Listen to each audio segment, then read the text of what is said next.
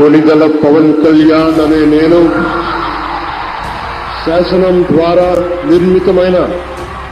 భారత రాజ్యాంగం పట్ల నిజమైన విశ్వాసం